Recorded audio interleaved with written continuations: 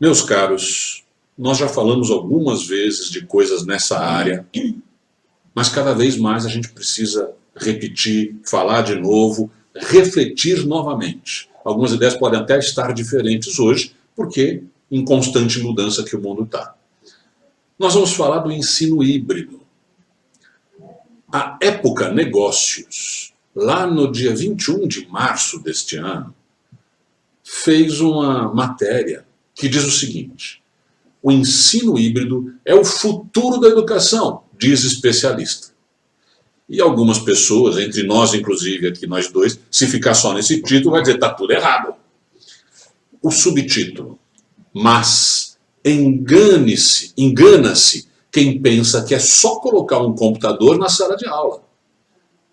O ensino híbrido vai muito além disso. Não é verdade, Marilda? Olha, é verdade. Roberto, hoje eu vou entregar o ouro.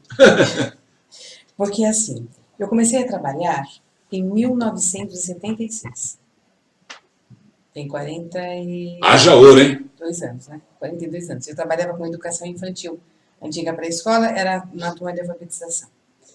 Desde aquela época, já havia uma discussão muito acentuada e muito saudável da questão do ensino-aprendizagem e do tempo de aprendizagem de cada um dos alunos.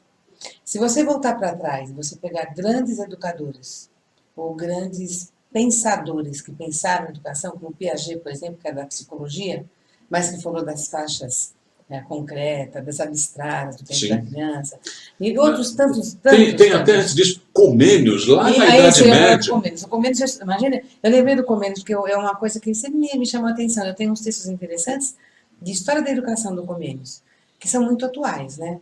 Então, essa questão de você fazer com que o aluno tenha o tempo dele aprender, o tempo dele fixar, o tempo dele assimilar, o tempo dele ouvir, e a gente ser o mediador dessa história, vem de muito longe e é muito saudável. Hoje, a discussão passa por quê?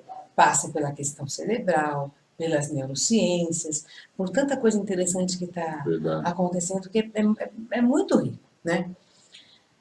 Então, quando a gente fala dessa questão do tempo do aluno, é fantástica e é perfeita. Porém, até a página 2,5. Por que 2,5? No programa lá para trás era 3,5. Já está diminuindo essas páginas. Já reduzi. Porque a questão do tempo, minha gente, é uma coisa que tem que ser respeitada, mas a vida não é isso. Eu não tenho o tempo todo que eu quero fazer tudo que eu quero. Não, existem limites, existem limitações, existem tempos. Então, de novo, volta ao equilíbrio. Marilda, é isso. Mas eu vou falar de uma outra maneira, a mesma questão do equilíbrio.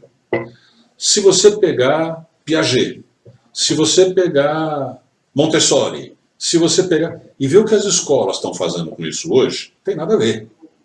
Na maioria dos casos, não tem nada a ver. Então, a gente está falando de uma teoria, no caso o ensino híbrido, mas a maioria das escolas e dos professores e dos educadores que diz que faz o ensino híbrido, não faz. Faz nada. Faz aquilo que o subtítulo da matéria dizia. Põe um computador para você estudar em casa. Isso não é ensino híbrido. Não mesmo. Ensino híbrido é ele estudar não só na sala de aula, e por isso que é híbrido, mas também em casa. Estudar não é fazer lição. A ideia de fazer lição muda.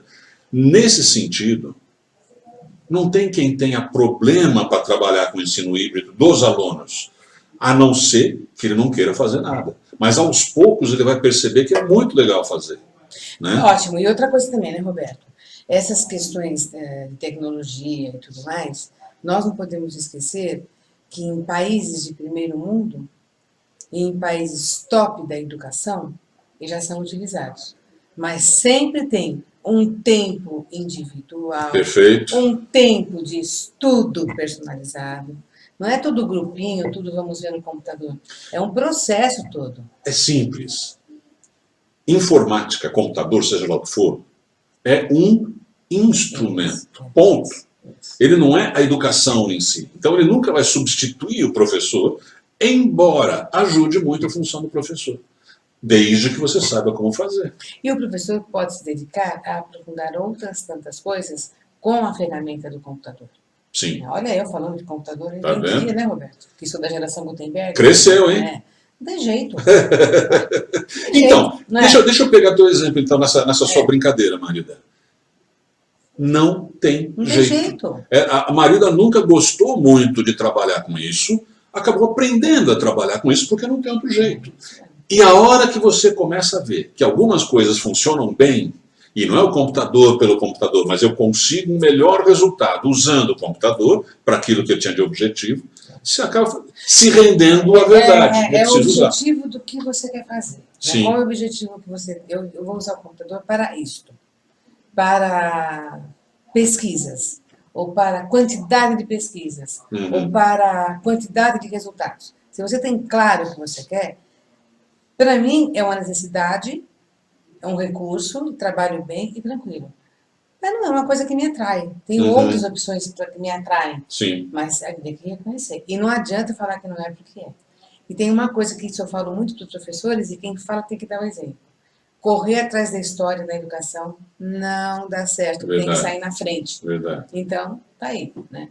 Agora, se nós soubermos utilizar todos os recursos, os materiais didáticos digitais, né, tanta coisa que acontece hoje, as aulas interativas, os projetos de pesquisa, de forma muito adequada Verdade. e equilibrada, nós teremos excelentes alunos.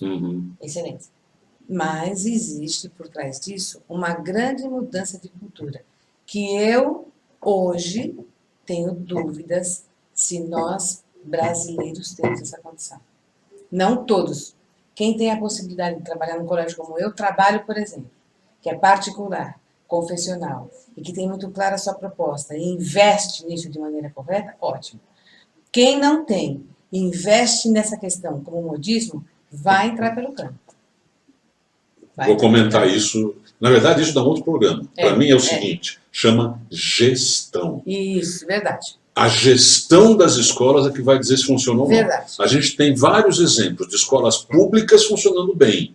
O que aconteceu? Tem uma boa gestão. Envolve comunidade, envolve aluno, envolve pai. Então, para mim é gestão, mas isso é outro programa. Eu quero voltar aqui no ensino híbrido. Então, veja, é uma matéria, a matéria Época Negócios, está falando, está entrevistando a Julia Freeland Fischer, que é de fora, não é daqui. E que, trabalhando com uma empresa, Clayton Christensen Institute. Estou bom no inglês, hein? Pelo amor de Deus. Não, curso inglês, não é?